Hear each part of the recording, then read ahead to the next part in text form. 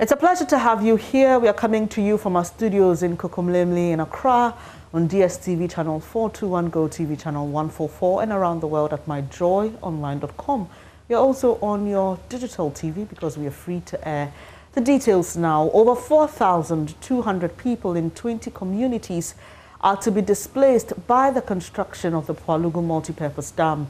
The project will also affect over 3,200 farmers with an estimated 761.5 hectares of farmlands. Project Director Dr. Kweku, however, says the affected persons will be compensated as part of a resettlement plan. He spoke to the media when the Volta River Authority released its environmental impact assessment and resettlement action plan at a meeting at Nalirugu in the northeast region. Now, this meeting was also to seek the input of stakeholders for the smooth implementation of the plan. There's more in this report. The report said the project will be located between the Upper East Region districts of Boku West, Garu, Timpani, Binduri, and Talensi, and the Bunkurugu, Jinju, West Mamprosi, and East Mamprosi municipalities in the Northeast Region. Among the compensation packages for those to be affected, permanent residential dwellings will be replaced at the resettlement site, sanitation facilities will be provided by the project, temporary structures such as farm huts will be compensated in cash. Compensations would also be paid for all lands and crops to the affected owners. Herdsmen will be compensated for the loss of grazing land, as well as those into shared nut collection and processing, small-scale mining, and other micro-enterprises. Under housing, infrastructure, and social services, the report said the following will be provided in both affected and resettlement communities. The construction of 4 CHIPS compounds with staff accommodation, 2 health facilities at Pwalugu and Samini, 4 kindergarten, 4 primary and 3 junior high schools, in addition to rehabilitation of 6 educational facilities in the affected district, borehole, toilet facilities, construction of feeder roads, 10 community centers, and 5 chief palaces, provision of markets, construction of 6 mosques and 5 churches, and many others will be provided. There is also a livelihood restoration and assistance program for all those to be affected. The report also outlined the impact of the project on both the physical and biological environment and an implementation plan. The project director, Dr. Kweku, spoke to JoyNews after the meeting. As you are aware, a project of this nature has certain impacts on the people who are living within what we call the affected area. In this case, the affected area is the area that will be flooded after the construction of the dam, and all both as well as the construction of the weir downstream for the irrigation. Now, these we are required by law and by international practice to ensure that these people are not made worse off. In the sense, we have to resettle them and do so in a manner that ensure that their lives are better off. Now, because it's important that we work with them to understand what their needs are, and including all the other stakeholders. So the purpose of this meeting is to present, after extensive consultation and engagement, to present a report that we've put together as to how we are going to address all the issues that we've identified. Issues relating to where they are going to be relocated to, issues relating to the housing and infrastructure, livelihood restoration, compensation for assets lost, that's crops and land, as well as in terms of assistance, transitional assistance during the time they are being moved from where they are now to the new place. The idea is for all stakeholders to understand what we are proposing and also to bring their inputs. So far, what we have now are a set of proposals. Now, based on these engagements and the comments and the inputs and the insights that we get from the stakeholders, we are now going to finalize the report. Now, what's the purpose of the report? The report provides a framework for implementing the measures that will lead to the resettlement and being done in a proper manner. Without such a document, it's difficult to coordinate the activities. As we indicated, this will be a multi-agency type of. Let's stay in the northern part of the country, and residents of Yipa Bongo in the Mamprugu Moduri district of the northeast region are calling on government to ensure the complete ban on illegal logging of economic trees in the area. According to them, years of indiscriminate felling of rosewood and other tree species has affected rainfall patterns and exposed the community to the elements of the weather and natural disasters. The residents made the call after they were rendered homeless last week following a heavy rainstorm in the community. Correspondent Elias Tanko visited them and reports. The Yepabongo community, nestled in the corner of the Yizesiwa Trunk Road, was once rich in economic trees, including rosewoods and papa. Like many communities in this overseas district, it is now a community severely hit by illegal logging activities. On the 20th of this month, exactly a week ago, the small farming community of nearly 1,500 people was hit by a storm. The impact of the storm, according to the residents, was one of a kind never experienced in the area, although storm incidents are somehow common here. Buildings were ripped off, trees and electricity poles uprooted, leaving the victims and the animals struggle for shelter. In calling for assistance from the National Disaster Management Organization, the residents blamed the incident on the illegal cutting of trees in the area and demanded action from government. The storm was severe because the trees are no more there to play the windbreak function. At the community, we first met with the local chief at his palace. His spokesperson, Samari Bedell, he attributed the storm incident to the indiscriminate cutting of trees and asked government to immediately intervene. We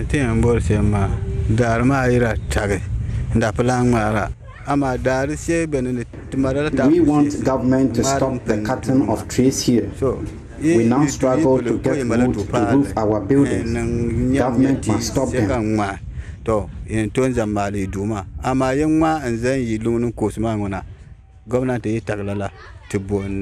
For residents James Salifo, he wants the police in the area to be empowered to be able to fight the menace.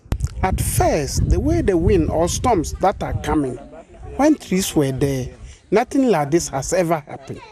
This is my first time what I have seen. So I see that it will be good if they get anyone who is going to cut down a tree and send it out. Discipline should come out. I've seen that the down cut of the trees is now affecting us. Even now, some buildings, those trees were helping us to roof our building. But now other buildings are standing. Even for them to get wood for the roofing of their houses and then other things is now a problem. As I'm saying that discipline, where will the discipline will be? That means our police stations and then other areas, they are going to take those things. But more crucially, some other residents say illegal logging has led to poor rains, resulting in crops failure in the last 3 years. Initially, when those trees were there, the yield they were having as compared to after they have cut down the trees is not the same. It has reduced drastically. And sometime too, when you enter the bush, those lands that were fertile at the time the trees were there, when you go there, the water has washed away the nice soil. Ali Chas is a native nurse working at the health center in the community. That's the cause, because those trees were protecting the community.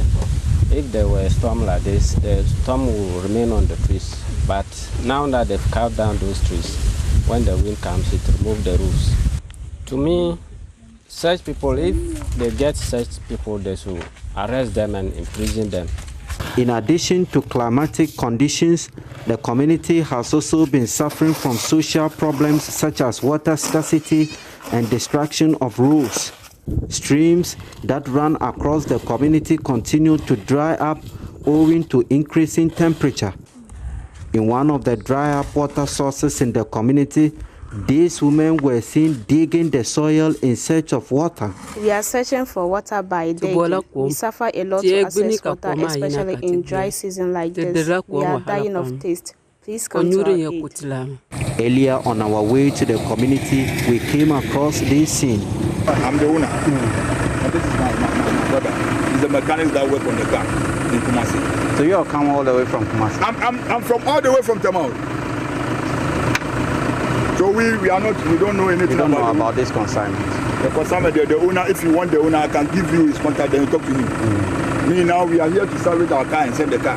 But bear in mind, it's not road route because we are not road route. This is not road route. That's right. You understand? Yes, sir. Say they call this one Papa. If road route you can't export, I know very well because I asked him that if it is road route, I will not let the car because there's a ban on road route of which I'm aware. Even though I don't deal in this thing wood. But I listen to wood news very well. I'm aware, and I work in Tema, and they are close by people that this Chinese that do. I went there to ask them, what is the difference between Papa and those wood, and they showed me. That's right. That is why I allowed the car. Elias Sutanko reporting.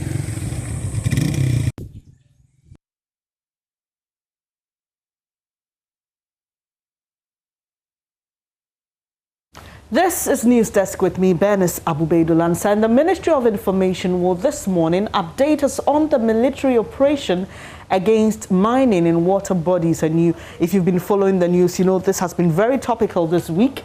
Joseph Akable joins us with more. Hello, Joseph. We see the Minister of Information in our shots, but briefly tell us what to expect.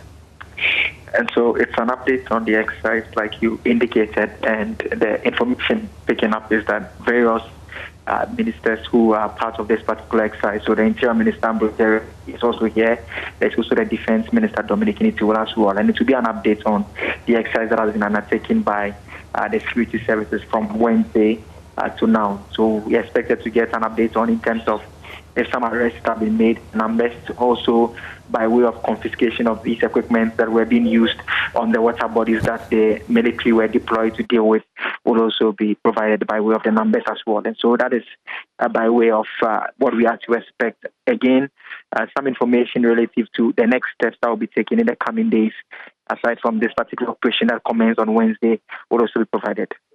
Joseph Akable joining us from the Ministry of Information, briefly sharing with us details of what to expect at today's briefing. In our shots there, we also saw Land Minister Samuel Abujunapo, who's been very vocal this week and given updates and given some clarity to earlier statements that were released by government, especially the one on the ban on prospecting in forest reserves. And we were told after a meeting with the President and some 16 regional ministers on Wednesday that that did not include persons who already have licenses to prospect. And if you've been following this conversation, you know, earlier this month there was a stakeholders meeting to dialogue on how to end the menace which government sought to do in its first term, but we all know what came out of that. There were a lot of issues. Some people who clearly flouted the rules were arrested, were picked up. But later, some of the issues that marred government's effort had to do with some missing excavators and the alleged involvement of government officials in the fight or in the menace that its government was fighting. So quickly, we would expect to hear from Information Minister Kojo Nkrumah, who appears set. And, we are told that he's not yet ready. And so we will take you back to the Information Ministry when the government is ready to brief us. While we wait for that, let me bring you the story. Police in the Central Region have arrested 340 suspected criminals at Kasoa in an operation dubbed Storm Kasoa. The arrest, according to the police, forms part of measures employed by security agencies to combat crime there. Briefing the media at Kasoa, Central Region Police Commander DCOP Habiba Trumesi Sapon warned the service will make life uncomfortable for criminals there and throughout the Central Region. Richard Kojonyako has more in the following report. The 340 suspected criminals include 5 females. The Operation Storm Kasoa by the police is an operation activated by the Central Regional Police Command to fight crime in the area. On the 20th of April, the Regional Police Command issued a release indicating the deployment of police personnel to augment what the command has at Kasoa. In today's operation, the police retrieved a total of 240 laptops, 142 assorted mobile phones, and 6 Nigerian passports during the operation. They also found on 9 persons substances suspected to be Indian hemp. DCOP Habibechume Sisapon is the Regional Police Commander. On 29th of April 2021, today, the Central Regional Police Command embarked on special operation dubbed Operation Storm Kasoa to climb down on rampant criminal activities in Kasoa municipality and its environment. The team went to Budumburam, Kasoa CP, Adade, Akwele, and Ofako and arrested 340 suspects. Most of them Nigerians, including 5 females. 9 of the suspects were found in possession of substance suspected to be Indian hemp. The Regional Police Command is assuring criminals in Kasoa and its environs their reign is over. Again, the 10th city we spoke about on the 20th of April to be mounted within communities in Kasoa is in progress. Plans are advanced in collaboration with opinion leaders in forming community watch committees. Inaugurations will be held soon. Media and community engagements are still ongoing. More informants cultivated. The command is once again reminding the general public that their cooperation is much needed. They should share information with the police. We say, if you see something, say something. And if you want to say something about crime. We want to sound a word of caution to criminals that police command will make the region uncomfortable for criminals to stay. We assure the general public that security situation in the region is perfect and calm. The police will ensure professionalism in all its operations in the region. The command will welcome all complaints against police officers, and due process will also be taken to bring justice to all.